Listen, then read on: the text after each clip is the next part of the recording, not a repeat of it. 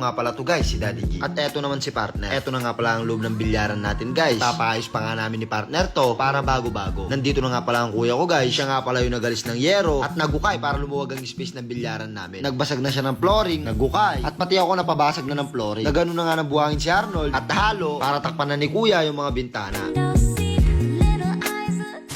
Nagising na nga si partner para asikasuhin ang sari-sari store namin. Dahil ako yung nag-aasikaso ng bilyaran namin, kaya ginising niya na ako.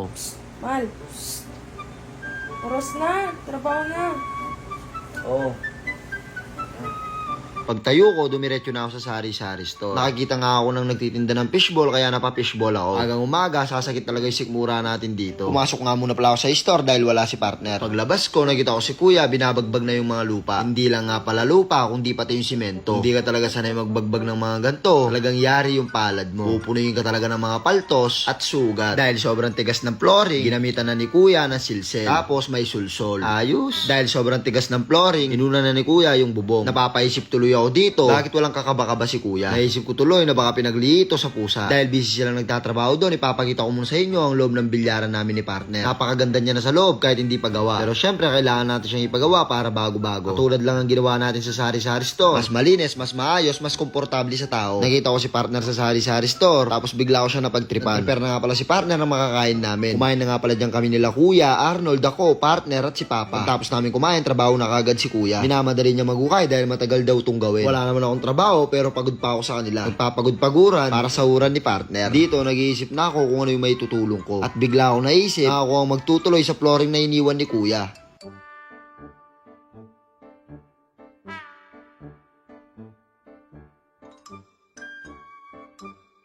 Tapos na nga pala kami dito at wala nang gagawin si kuya. Sa pangalawang araw, gumising ulit tayo ng maaga. Paggising ko nga, wala na dito si partner. Nasa store na siya at nag-aasikaso na. Maaga nga pala gumigising si partner dahil marami din siyang inaasikaso. Tumayo na nga ako at pumunta na ng sari-sari store. Eto na nga pala yung naukay ni kuya. Eto na din yung space na idadagdag namin. Dahil kakagising lang natin, mag-uunat muna tayo ng katawan para hindi tayo mabigla. Eto nga si partner, nag-aasikaso na siya ng kakainin namin. Dito na kasi kumakain ng kuya ko. At si Arnold, hindi na kasi sila umuwi dahil mainit pagapon. Nagilamos nga muna ako at si partner. Damit na nga din muna pala ako dahil wala pa si kuya at si Arnold. Galing na pala dito si kuya, tiniram niya yung motor ko. Sinundo niya pala si Arnold. Nagka-pimples na nga din pala ako sa noo. At syempre, ipiplex ko muna ang Okira clothing. Ba't parang may kakaiba sa bigote ko?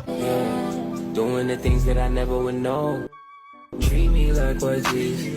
Don't get me dirty. Gumawa na nga ng pampino ng buhangin si kuya. Kasama niya dito si Arnold. Ginamit na ni Arnold dito yung pampino ng buhangin. Napakabait naman ng tropa ko na to. Dahil wala daw siyang ginagawa, tutulong na lang muna siya dito. Inaalis na nga pala ni kuya yung gate dito. Sinunod naman niya yung sa loob ng bilyaran. Tatakpan kasi namin niya ni partner. Dahil plano namin itong ipa-aircon. Dahil wala akong ginagawa, nagluto na ako ng makakain namin. Luto muna tayo guys. Napasarap ng ulam natin.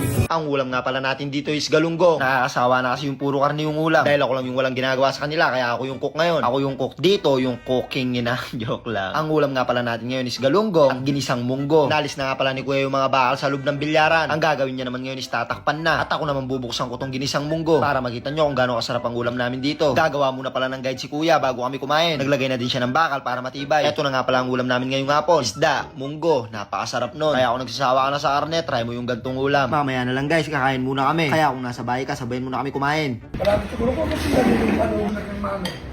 Okay, no? Tapos na nga pala kami kumain, kaya okay ka sa akin. Hindi na nga pala sila nagpapahinga, talagang dire-diretso na ang trabaho nila. Ewan ko nga kay kuya at kay Arnold, parang gawa sila sa robot. Kami naman ni partner dito, nanonood. Talagang pinapanood namin ni partner kung paano magawa at matapos yung pinapatayo namin bilyaran. Sa mga oras na to, talagang tuloy-tuloy yung ulan. Kaya ang ginawa ni kuya, tinapos niya na lang yun. Dahil hindi na daw sila makakapagalo ng semento dahil maulan. Baka masayang lang daw. Eto na nga pala yung loob ng bilyaran, nung natakpan na yung dating bintana. Napakaluwag at linis niya na tignan. Kumpara dito sa mukha ni Arnold. Yun lang guys, don't forget to like, comment, and share. At mag-follow sa page si Daddy G. At syempre, mag-subscribe na din sa YouTube channel. Dahil 300k followers na tayo, mamimigay tayo ng Gcash pamigay. I-share mo lang ang video na to at i-comment mo ang Gcash mo sa comment section.